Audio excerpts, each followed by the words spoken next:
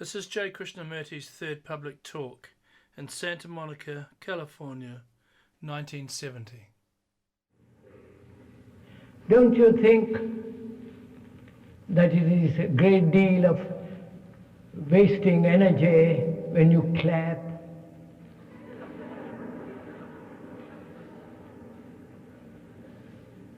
Because this is not, if I may point out, an entertainment.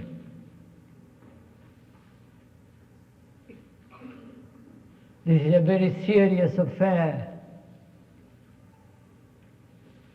to which you have to give your whole attention and not get emotional or enthusiastic about it. So I would suggest, if I may, that you refrain from clapping and indulging in emotional orgy and taking what is being said very seriously.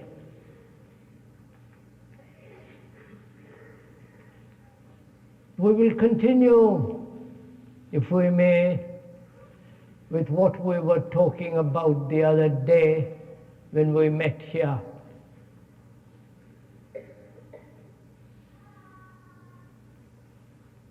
We were considering the extraordinary complexity of life,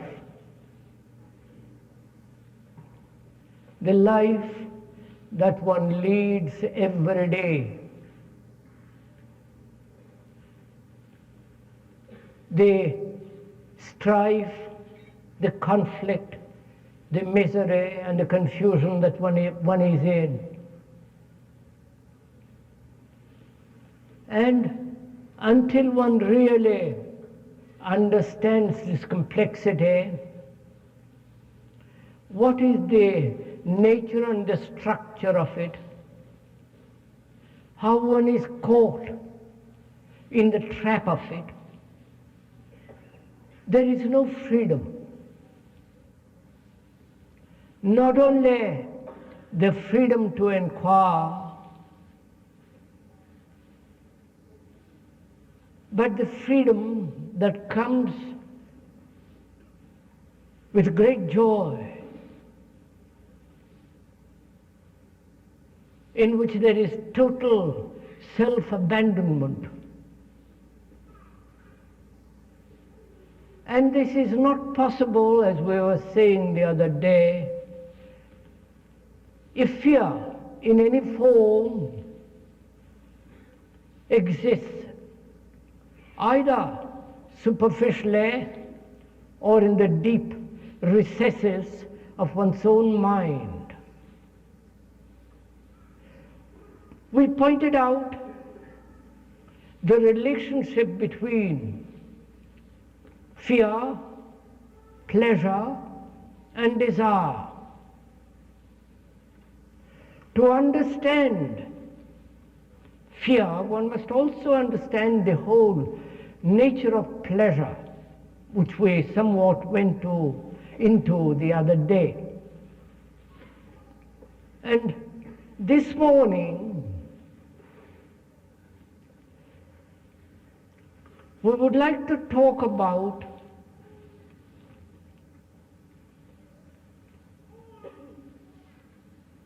the center from which our life and our activity takes place,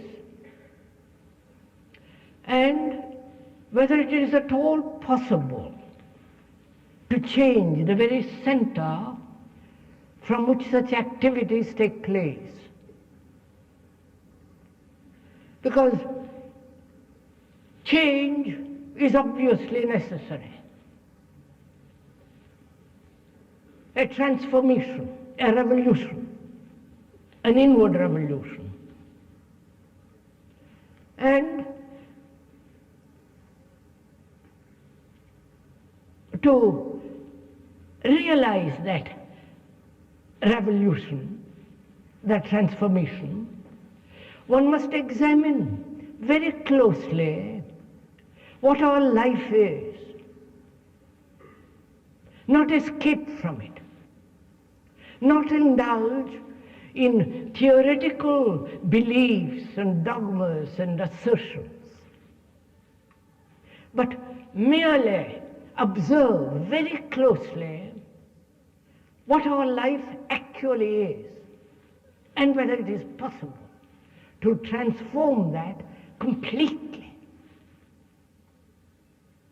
In the transformation of it, you may affect the nature and the culture of society.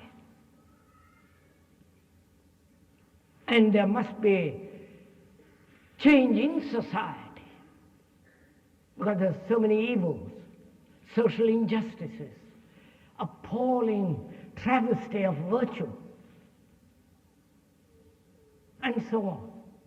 But the change in society is of secondary importance. That will come about naturally, inevitably, when you, as a human being in relationship with another, bring about this change in oneself. So we are going to consider this morning three essential things. What is living?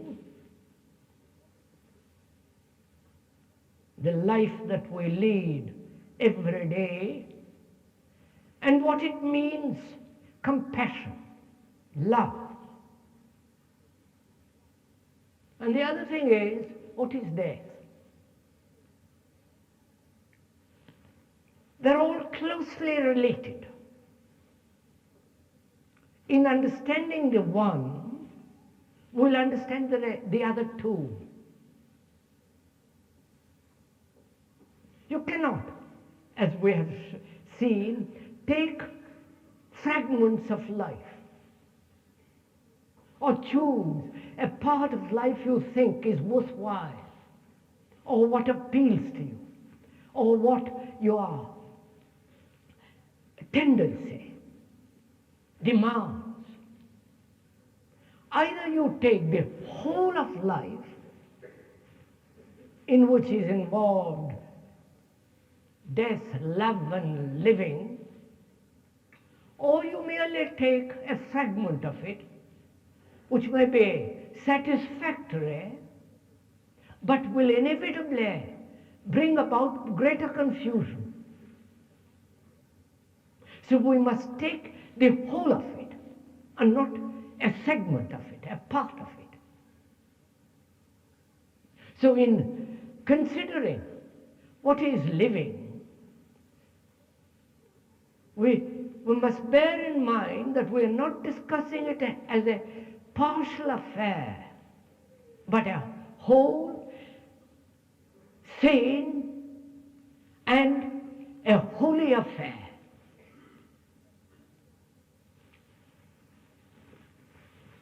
So what is it that we call living?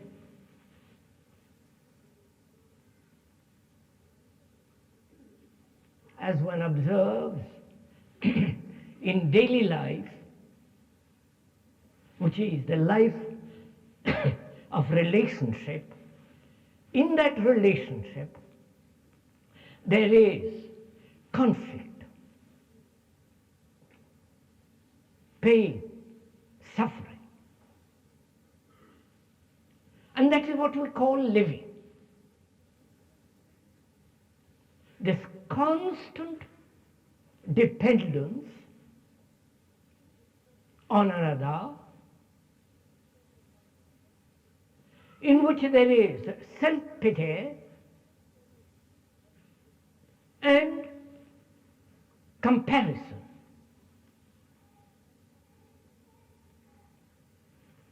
Please, as we said the other day, and let me again repeat, if you will bear with it, that we are not concerned with theories, that we are not propagating any idea or any ideology. For all ideologies are obviously idiotic. They have no value whatsoever. On the contrary, they bring about greater confusion, greater conflict. So we are only concerned with actually what is, and to see that the what is can be transformed or not, and nothing else.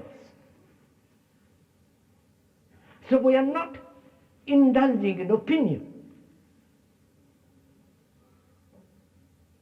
in evaluation, nor in condemnation. We are solely concerned with the observation of what actually takes place, and to see if that can be transformed.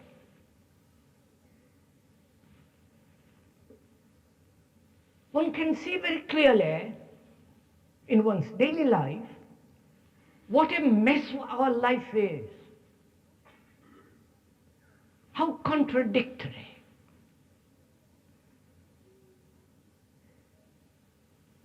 how confused. A life as it is lived now is absolutely meaningless. You may invent a meaning, and the intellectuals do invent a meaning. And the poor people follow that meaning because the intellectuals produce a very clever philosophy out of nothingness.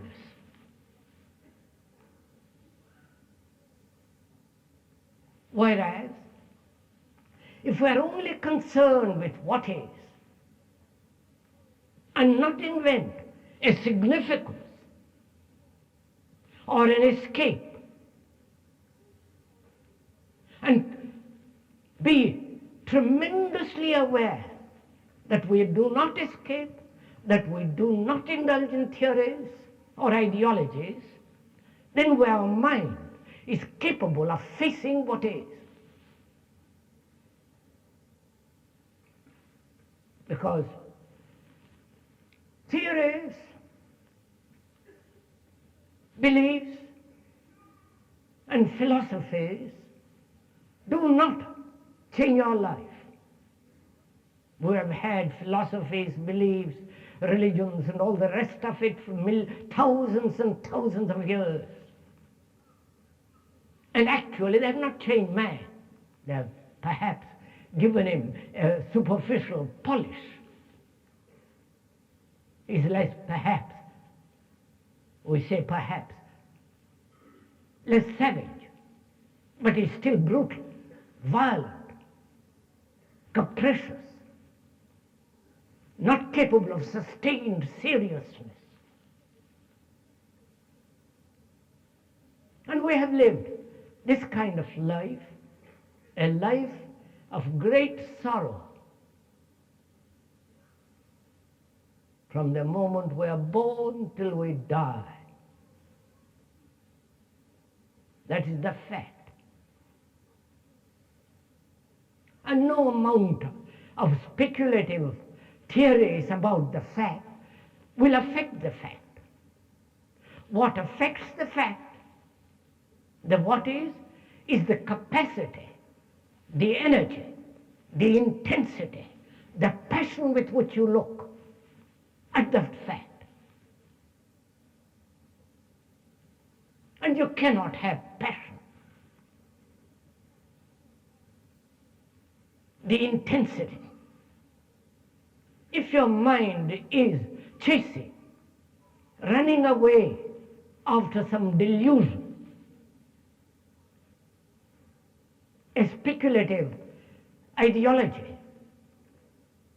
So please, this morning, as we we are going to go into something rather complex, and life is complex, you need all your energy, all your attention, not only while you are here in this hall, but also throughout life, if you're at all serious.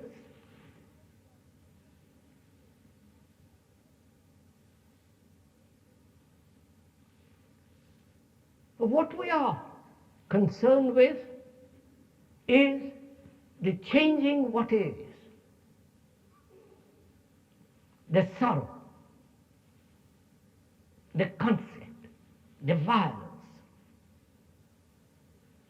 the dependence on another, not on the grocer, not on the doctor, not on the postman, but the dependence in our relationship with another, both psychologically as well as psychosomatically.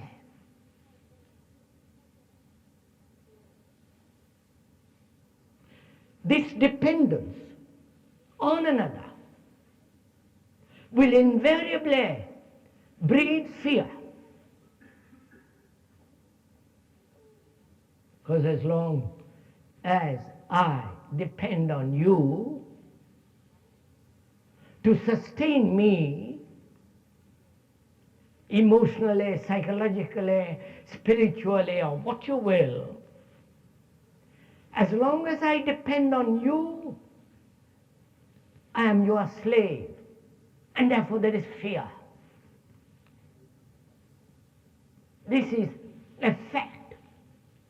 And most human beings depend on another, emotionally, psychologically. And in this dependence, there is, as we said, self-pity. And that self-pity comes about through comparison.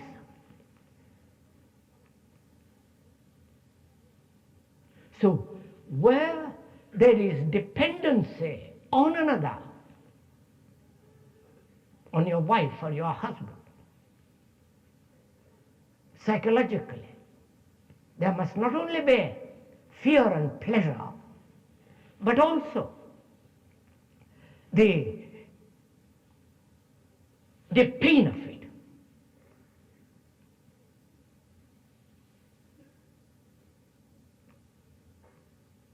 And I hope you are observing it in yourself, not merely listening to the speaker.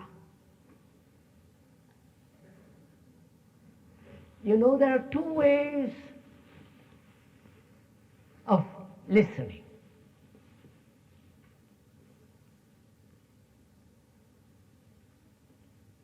To listen casually, to hear a series of ideas and agreeing or disagreeing with it.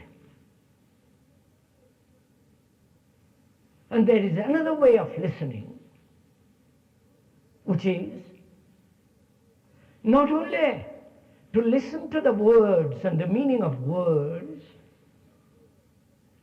but also listen to actually what is taking place in yourself.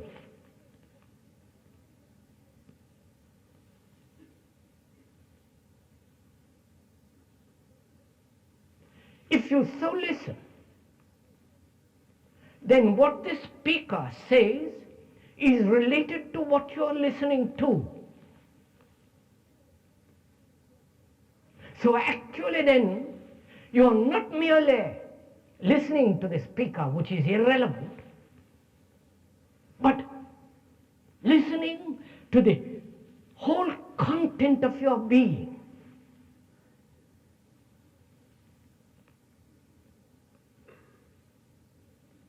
And if you are listening in that way, then we are both of us partaking, sharing together in what is actually taking place.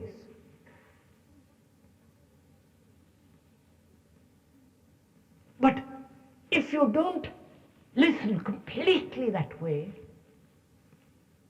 with all your mind, with all your heart, then a meeting of this kind becomes so utterly meaningless. It's a waste of time and energy for you to come and sit here, listen to some stupid man talking about things. Whereas if you really applied, really listened with an intensity, at the same time, at the same level, then you have a passion which is going to transform that which is.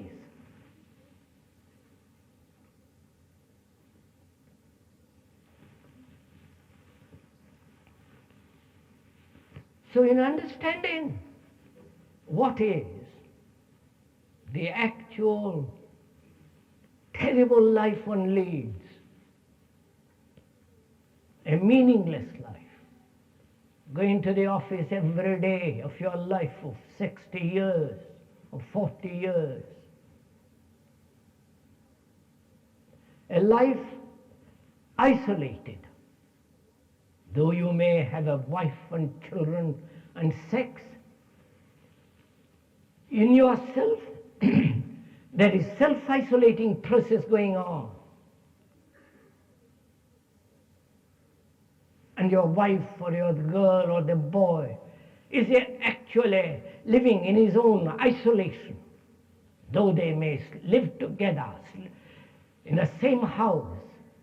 Each one is isolated with his own ambitions, in his own fears, in his own sorrow. And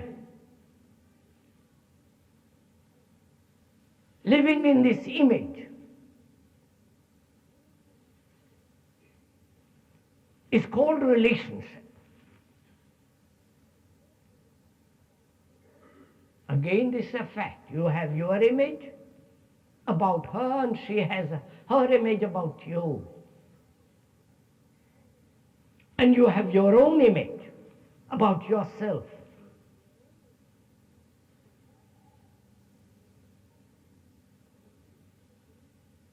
And the relationship is between these two images, and not the actual relationship.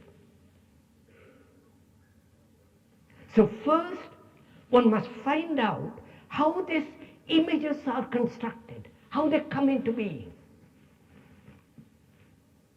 whether they should exist, and whether what it means to live without an image.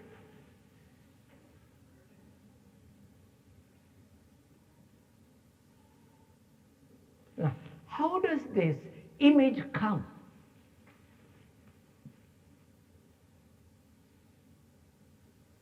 I do not know if you ever considered this, whether a life is possible, a life in which there is no image, no formula at all.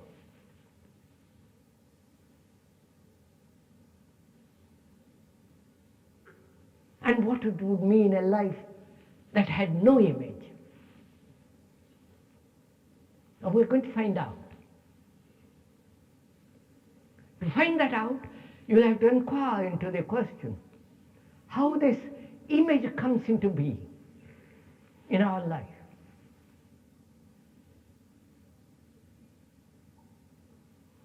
We have many, many experiences, all the time, conscious or experiences which you are not aware of. Each experience leaves a mark.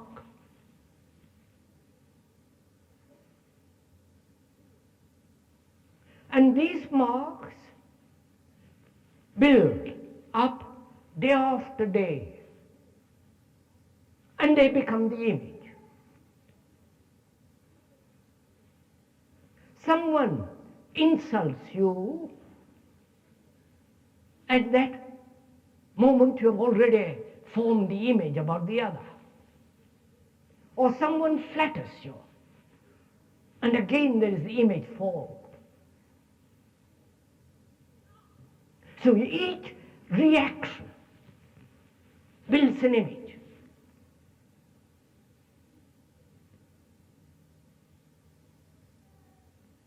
Needed. Must. A reaction builds an image. Please do go consider this very serious. We're sharing together, communicating together, investigating together into this problem of whether the mind must inevitably create an image. And having created it, as we have, is it possible to end it?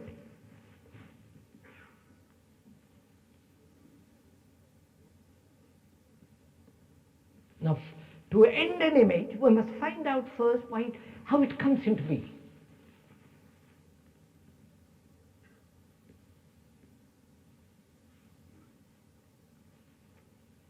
And we see that any challenge, when it is not responded to adequately, must leave an image. Right? Is that clear? No?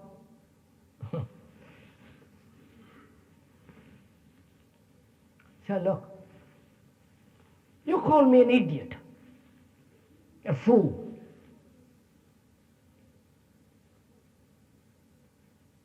And you become immediately my enemy. Or I don't like you. Now, when you call me an idiot, a fool, to be intensely aware at that moment, without any choice, without any condemnation, just to listen to what you say.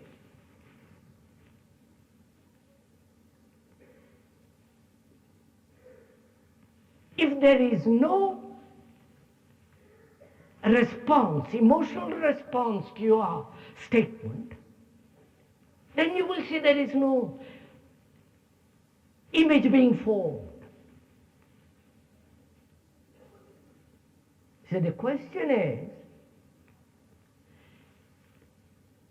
to be aware of the reaction and not give it time to take root. Right? Because the moment that reaction takes root, it has formed an image. Isn't that simple? Now, can you do it? Which is quite a different matter. To do it, you need attention, not just dreamily wander about life. To attend at the moment of a challenge. To attend with all your being so that you listen with your heart and with your mind so that you see clearly what is being said.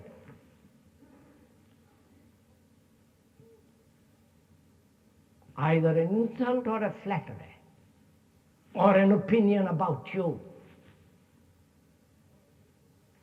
Then you will say, there is no image at all.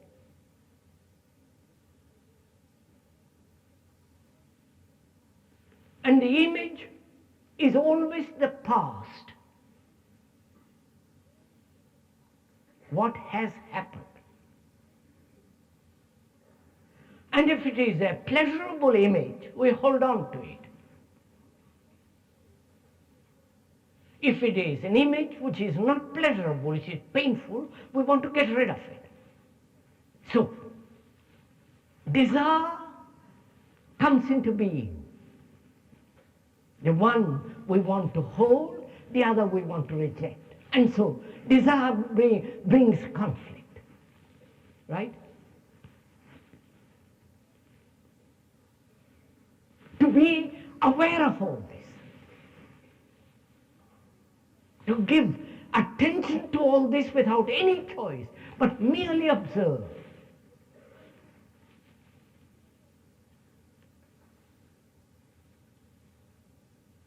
That means, sir,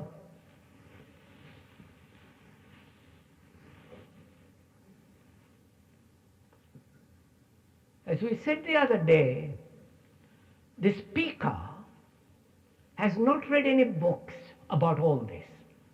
And it's important to repeat it. Because then you can find out for yourself.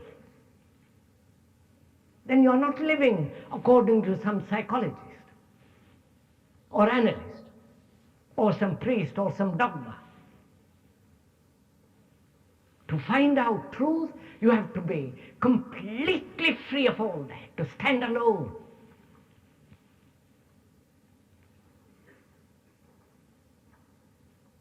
And standing alone is to turn your back on society.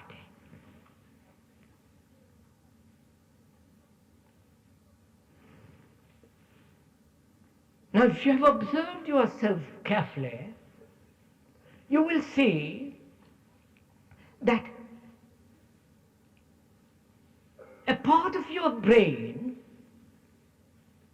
which has evolved for many thousands of years, is the past. The past being the experience, the memory. And in that past there is safety, security.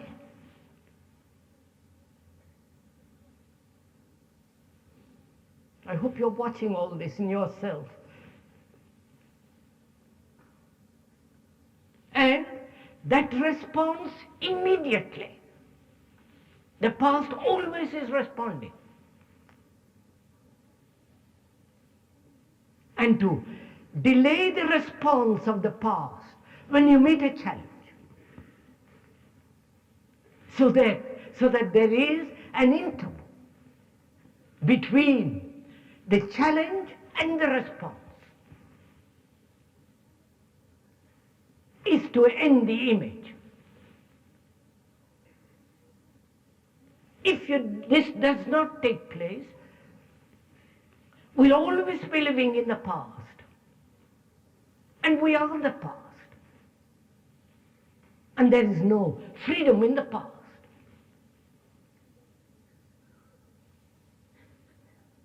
So that is our life. A constant battle. The past moving through the present to the future. The past modified by the present, moving into the future, still modified, but it is still the movement of the past.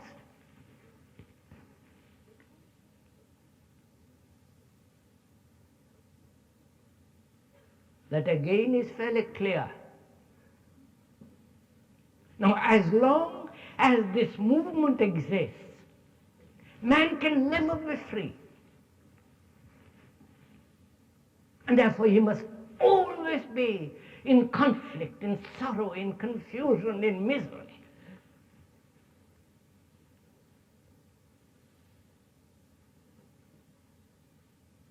So the question is whether that past can be delayed.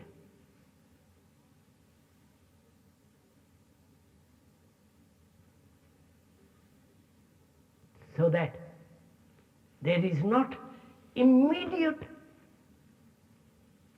formation of an image, unless you do it in daily life, What is being said is of no importance whatsoever. So we have not only to look at what life is, this travail, the endless confusion and misery, and the escape from that into some religious superstition, into a belief of God or no God, into the worship of the state, of a nation, into several forms of amusements, or an escape into neuroticism. Because neuroticism offers an extraordinary sense of security.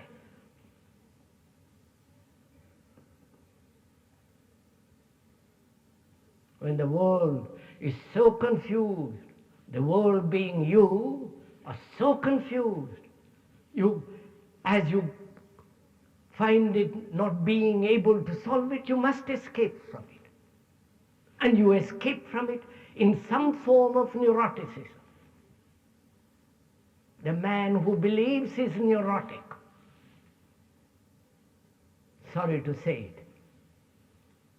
The man who worships an image is neurotic. The man who believes. These are all neuroticism in which there is great safety.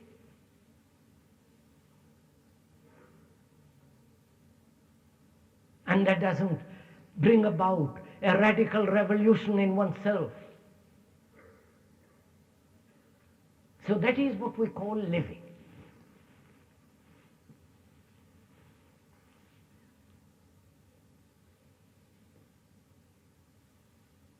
And to change it, to bring a complete revolution in it, as we said, to observe it choicelessly, without any distortion of desire, or of pleasure or fear, just to observe actually what you are.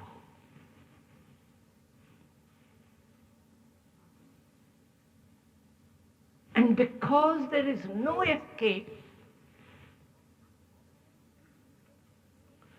and what you see you don't name, but merely observe. Therefore you have the passion, the energy to observe, and in that observation there comes a tremendous change.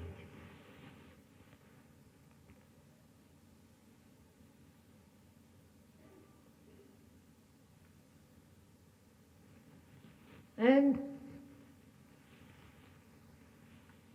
the next question is, what is love?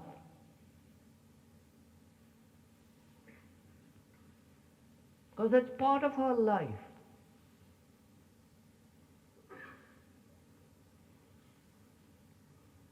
We talk a great deal about it. Love of God, love of humanity, love of the country, love of the wife and the husband, love of the family.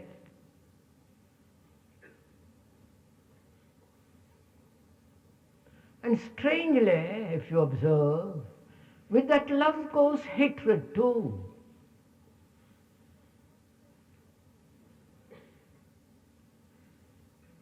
You love your God and hate another's God. You love your nation, your family, you're against the other family, against the other nation.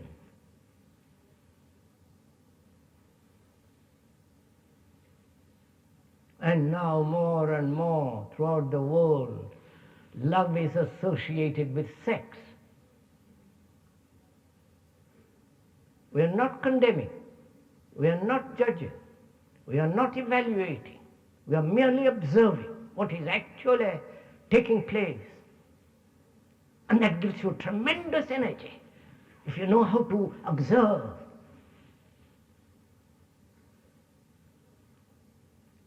So what is love? And what is compassion?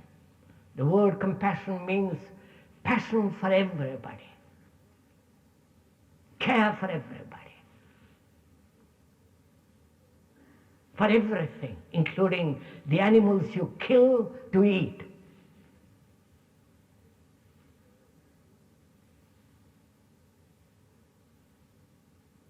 So, first, let us look at what actually it is.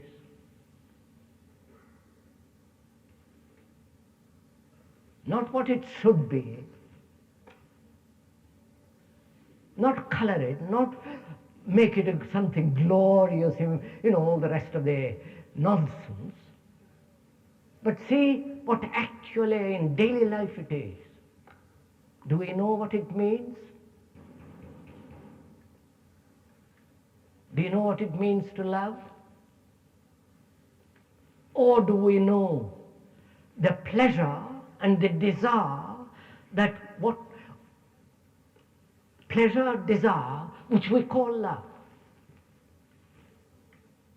And of course, with it goes, with the pleasure, with the desire goes tenderness, care, affection, and so on.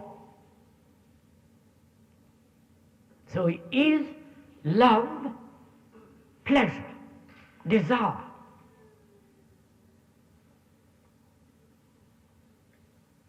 And apparently, with most of us it is.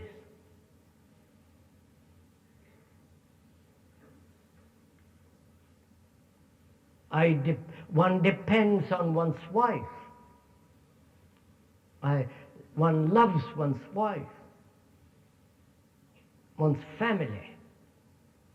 If you love your wife and the wife looks at somebody else and you depend on her, you are jealous, angry, frustrated, miserable,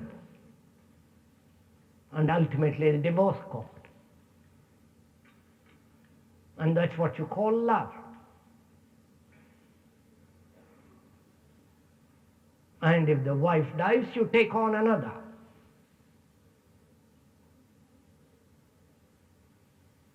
And in that, there's great dependency. So there is pleasure, desire, dependency. And you never are asked, why do you depend? Why do you depend on another? Not on the technician. I'm not talking about the technician, the grocer, and all that.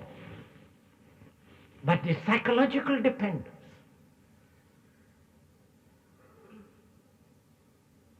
If you look into it, you will see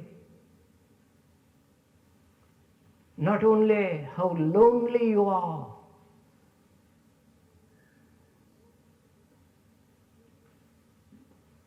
deep down, lonely, frustrated, unhappy.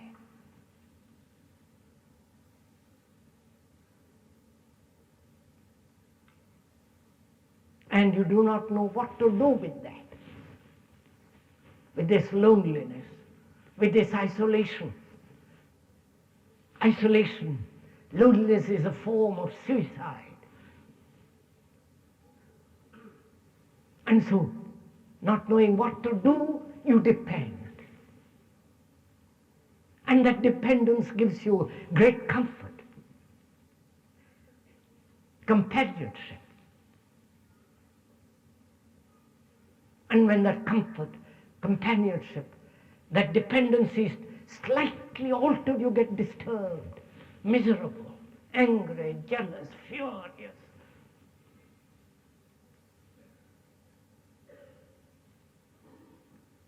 And if you love,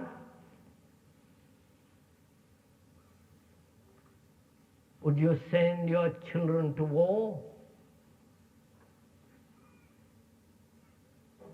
would you have the kind of education that you have now?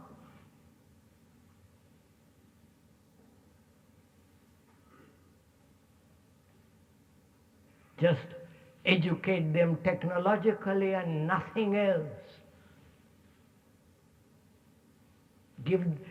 Help them to get a job, pass some footling examination, and the rest of the whole of existence, this marvelous life you neglect. You care for them till they are 5, so carefully, marvelously. And after that, you throw them to the wolves. And that's what you call love. And is it love?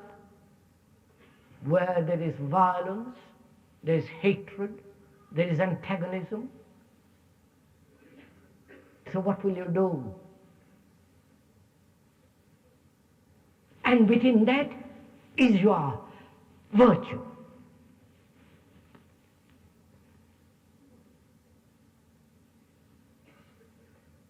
Within that is your morality. And when you deny that morality, when you deny that virtue, then you are virtuous.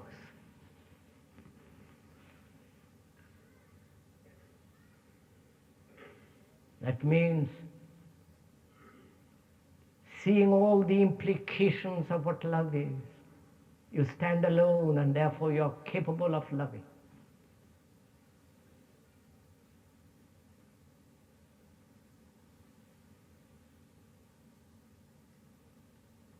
You know, you listen to this because that's the truth.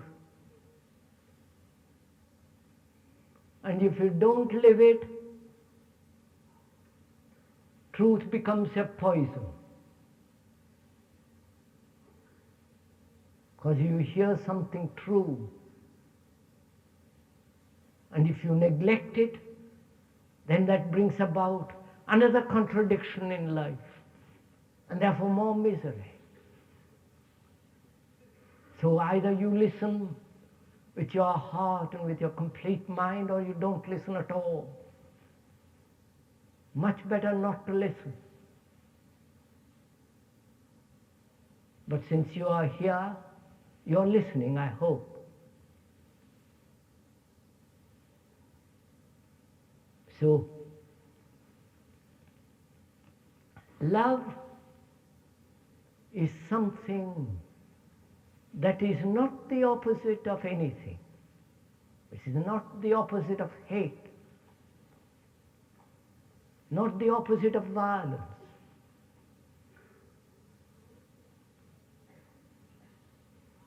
Even if you don't depend on anybody, live a most virtuous life, do immense social work, demonstrate up and down the street for the rest of your life. If you have no love, it has no value at all. And if you love, then you can do what you will.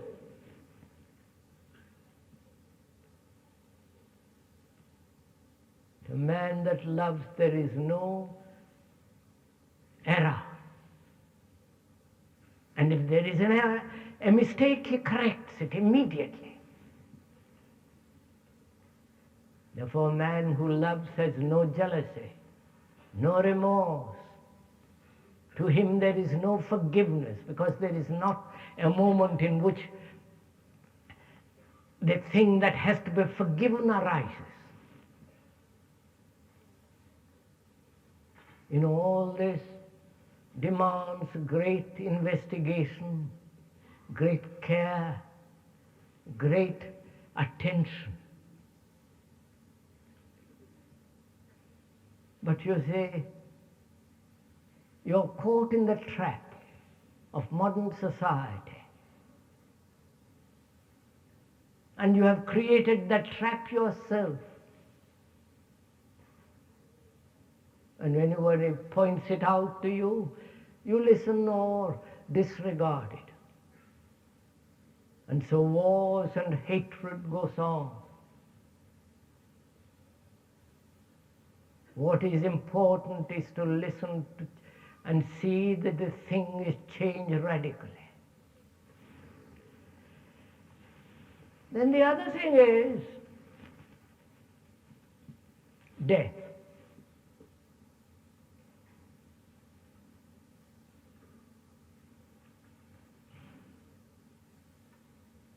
I wonder how you consider death,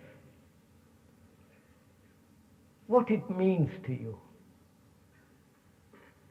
Not a theory, actually what it means to you. Not a formula, not something that's going to come inevitably when either through an accident, through disease or stupid old age.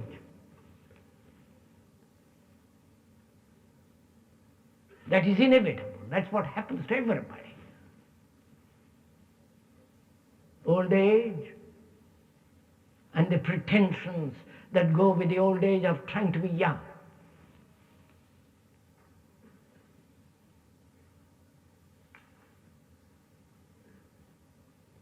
And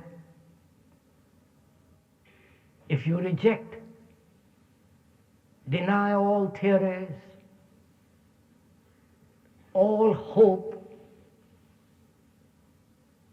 please listen to this, all hope. Because hope means you are in despair.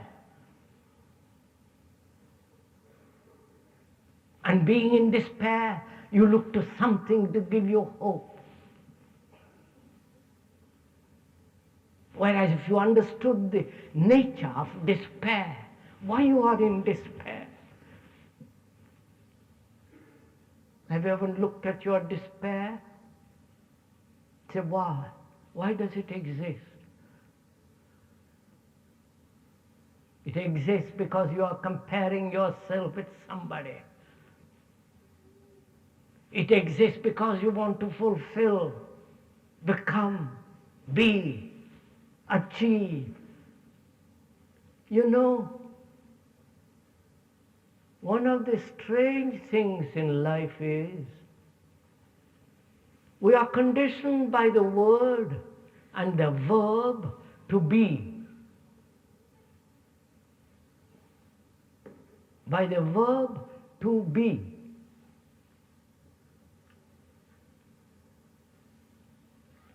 For in that verb there is the past, the present and the future.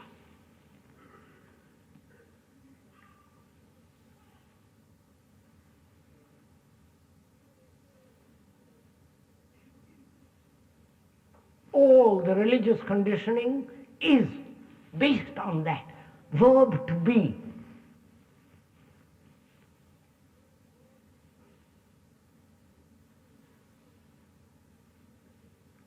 And on that word, all heaven and hell, all the beliefs, all the saviors, success, all the is based on that. To find out whether human beings can live without that verb. That means no future. That means no past. And it doesn't mean living in the present.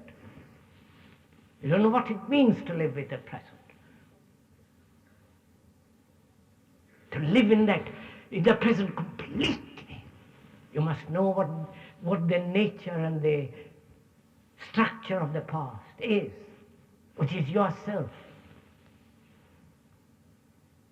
Therefore you must know yourself so completely, so that there is no hidden corner. Because yourself is the past. And that self thrives on the verb to be, to become, to achieve, to remember.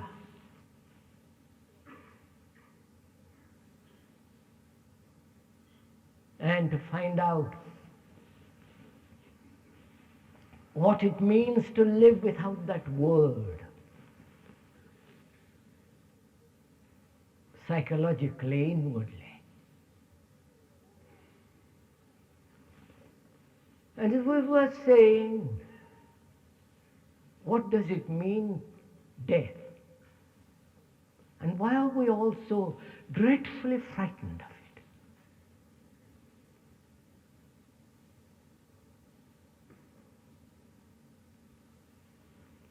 Right through Asia, they believe in that thing called reincarnation. To incarnate again, next life. In that there is great hope. I don't know why, but there is great hope.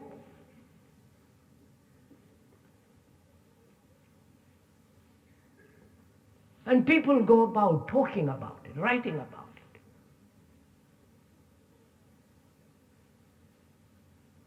Now, when you look what that is going to incarnate, what is it? Incarnate in the future. Not only the future next life as they believe, but also tomorrow. Incarnate tomorrow. What does it mean? The thing that incarnates, that is going to be reborn, what is it?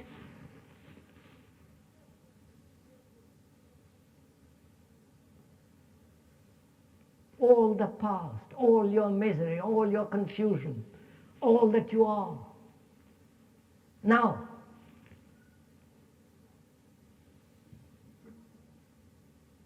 and the you, which here you use the word soul and so on, you think that is something permanent. Is there anything in life permanent?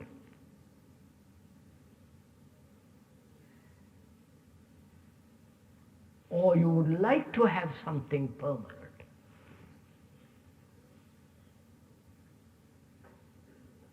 Or when you put away death quite in the distance, far away from you, never look at it because you're so scared.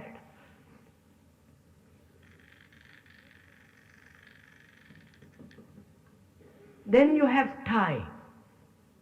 Time between what is and what will inevitably take place.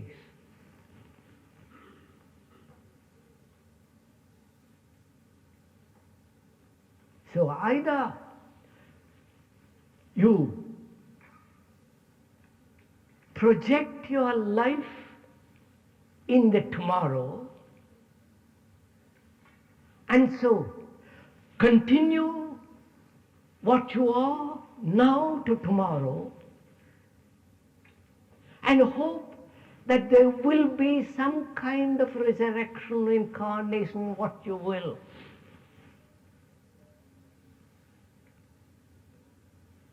Or you die each day.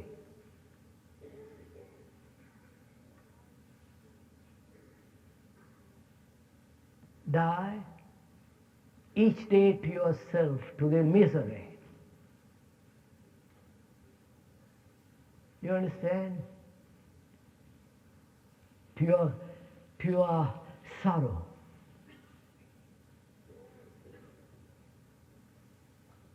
Put aside that burden every day so that your mind is fresh, young and innocent. You know that word? Innocency means incapable of being hurt.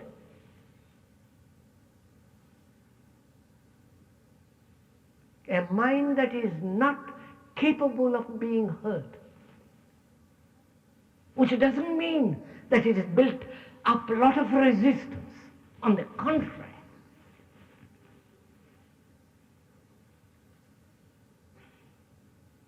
because it is dying to everything that it has known in which there has been conflict, pleasure and pain.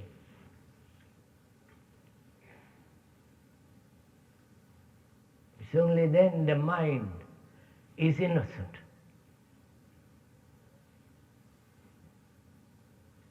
That means to love.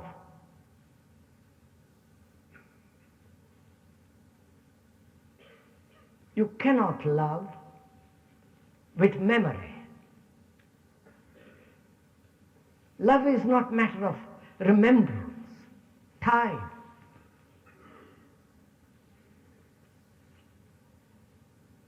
So love and death and living are together. They're not separate. It's a total whole, and therefore sanity.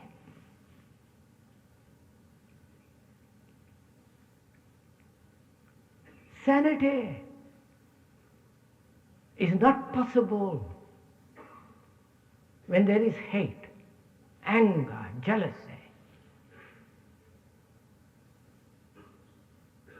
When there is dependency, which breeds fear. So where there is sanity, there is life becomes holy. Holy.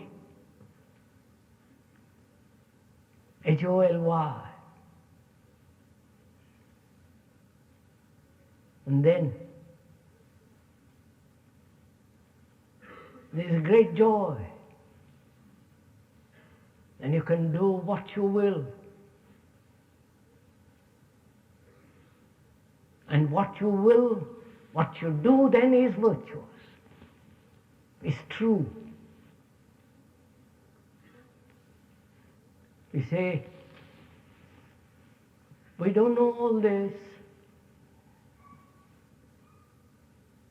We only know our misery. And not knowing all this, we try to escape. But if we didn't escape, but actually observe, never moving away even a fraction from what is, by naming it, by running away from it, condemning it or judging it, just to watch it. You know, to watch something you need care. Care means compassion. So, a life that is lived so splendidly and completely can then go into something which we shall talk about tomorrow, which is meditation.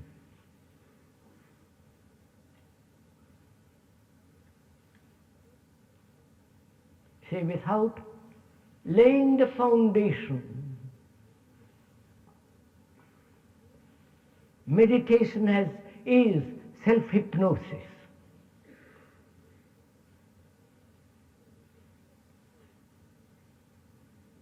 If you have not laid or understood this extraordinary life, and so a mind that is without conflict,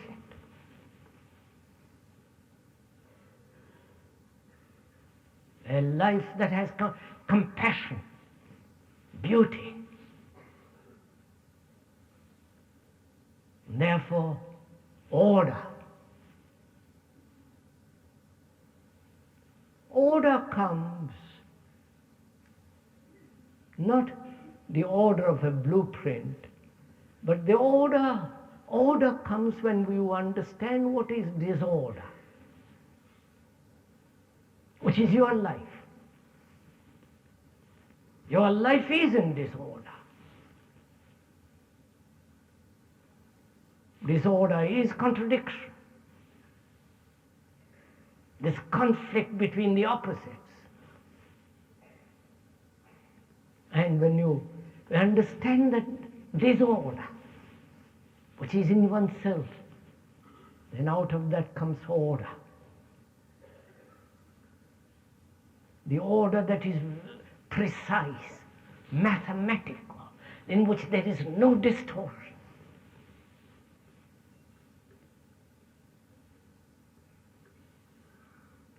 No. All this demands a meditative mind, a mind that is capable of looking silently. So we'll talk about it tomorrow. Do you want to ask any questions?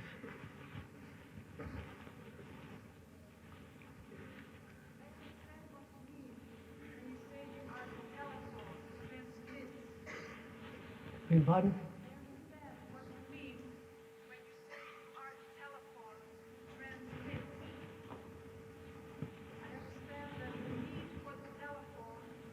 The need for you as a telephone.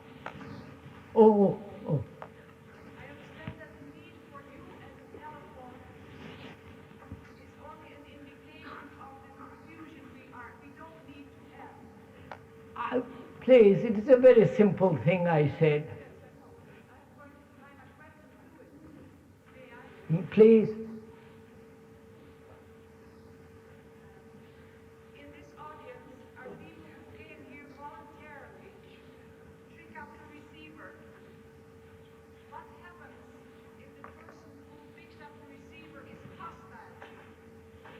Oh, what?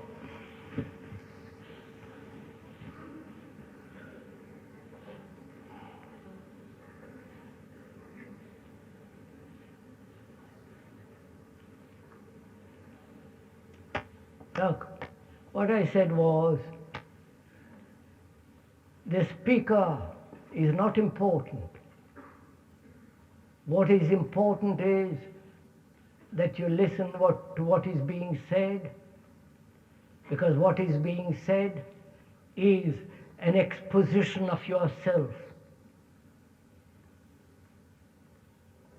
And I said, treat the speaker as a telephone, and it's not important. And you are saying, if you pick up the telephone and there is resistance to what is being said, antagonism, then what is the speaker to do? Oh, for the heaven's sake, this is not a very important question, is it? If you are antagonistic to what is being said, I'm awfully sorry, don't be antagonistic. That doesn't get you very far, does it? Because you like to be antagonistic because what is being said upsets all your theories, your pleasures, your hopes, your commitments. You know, it's one of the most extraordinary things, especially in California probably. I don't know, I'm not sure of that. There are so many sects, so many groups, so many teachers, so many gurus, so many little bodies that are trying to meditate, follow, fuss around.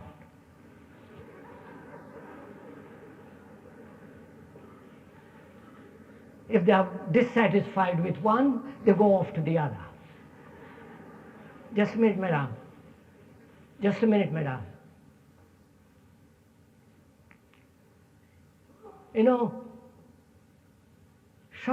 Window shopping is the most futile waste of energy. Because no guru, no teacher can bring enlightenment to you. You have to work at it. You have to observe.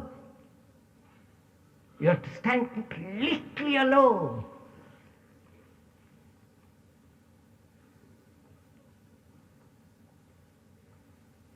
And what the speaker has been saying is this: don't follow, don't imitate. Look at your own fears, misery. It's your life. And also he's pointed out he pointed out that in observation, completely, without any distortion, the what it changes.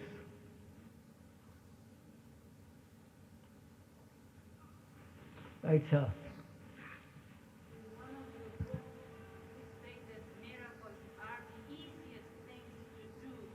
Could you please explain how the miracles of healing are done? Beg pardon, I can't quite. In one of your books, you state that miracles are the easiest things to Me, do. what?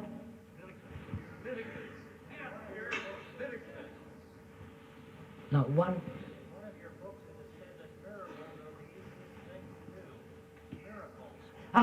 One of the things, one of the, you have said in some of your books, I wish you wouldn't quote a book.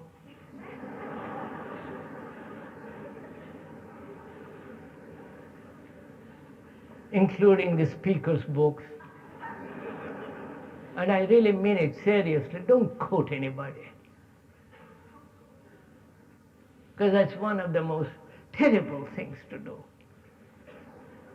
Because you're living on other people's ideas. And idea is not truth.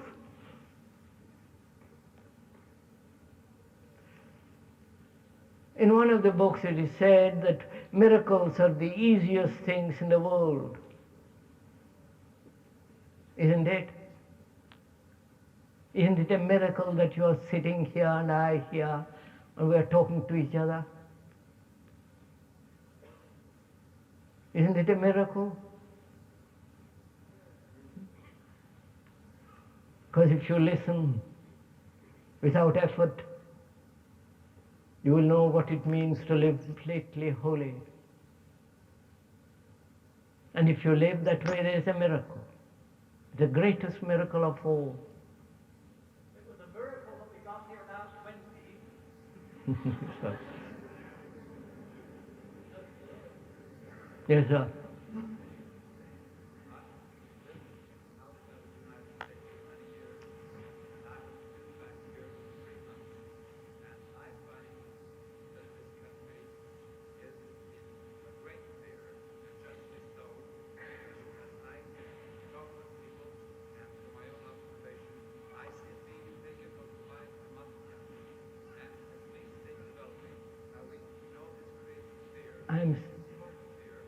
So I can't hear at all.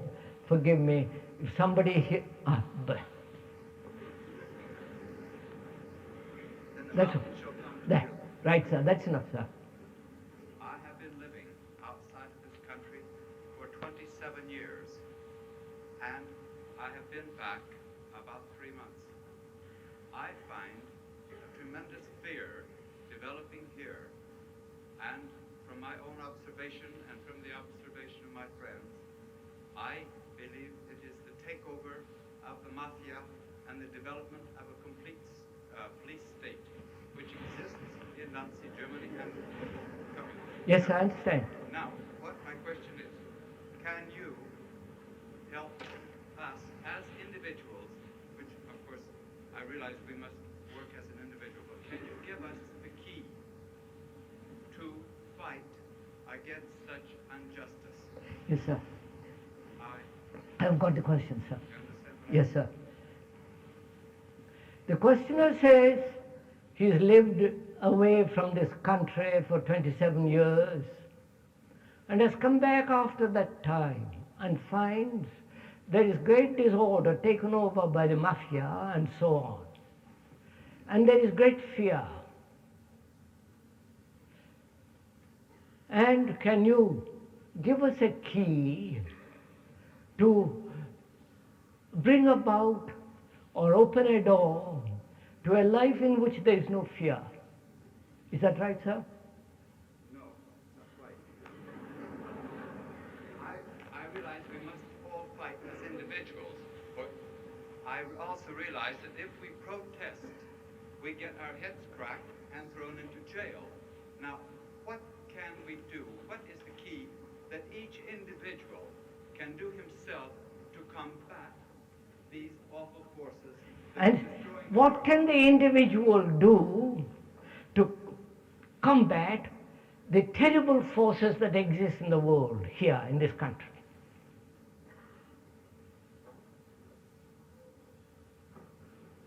Because what can you and I do? without being thrown into the jail, our heads knocked. Now, sir, again, this is not an avoidance of the question, but can you as an individual first be peaceful?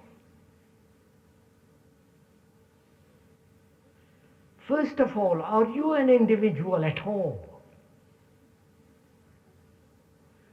You may have your bank account.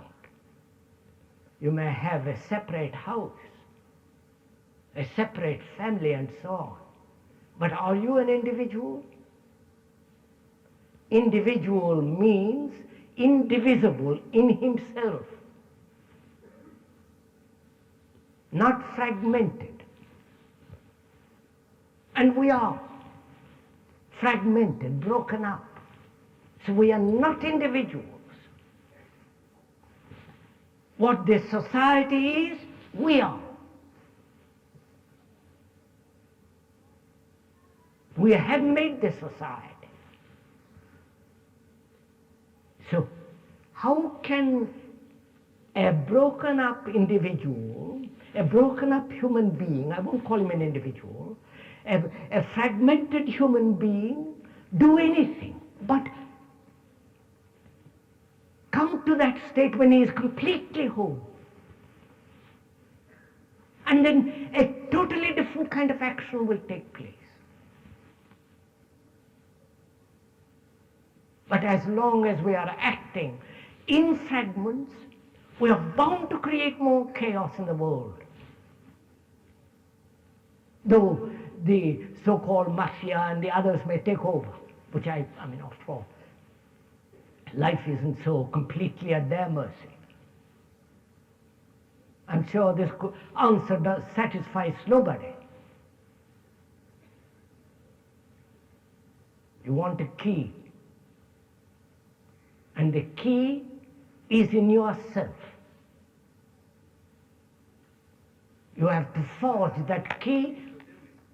But I don't seem to be able to find exactly how to go about this. He doesn't find, And time is short. yeah, time is short, he doesn't know how to go about it. Will you sit down, sir? I'll show it to you. Sit down, sir. You have said two phrases. Just a minute, sir. Let me finish that question, sir. May I finish that question, sir?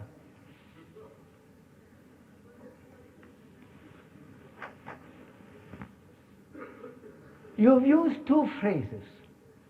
Time is short, and there must be action, immediate action. Right?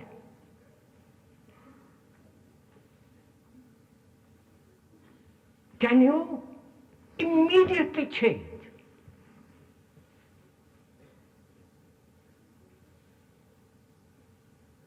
Not change tomorrow, gradually.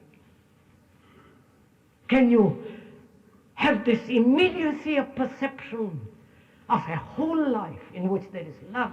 You know, all that we have talked about this morning. Immediately. The speaker says that is the only way to do. To change completely, radically, immediately. And to do that, you have to observe with all your heart and mind, not escape into anything. Escape into your nationalities, greed, all that. Put all that aside with one breath and be completely aware. Then there is a radical change immediately. And from that immediate transformation, you will act completely differently.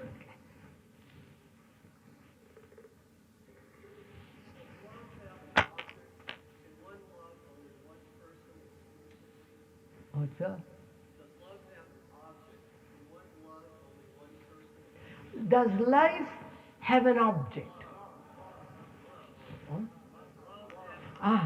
Does love have an object? Can one love one person and the many at the same time? That's the question, sir, isn't it? Yeah. Have you heard the question? Can you love one at the same time as the many?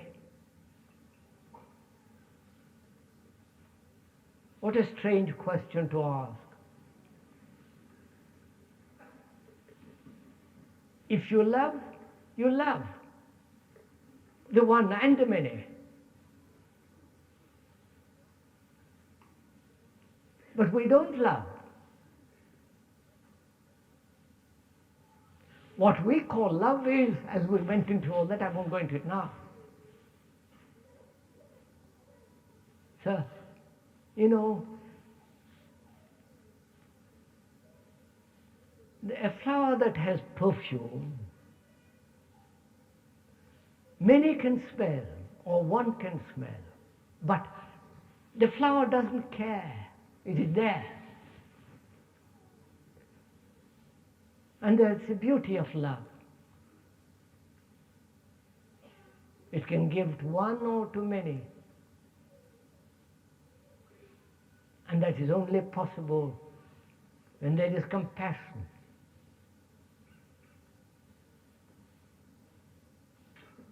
That means in which there is no jealousy, no ambition, no success, the denial of all that man has built in himself and around himself.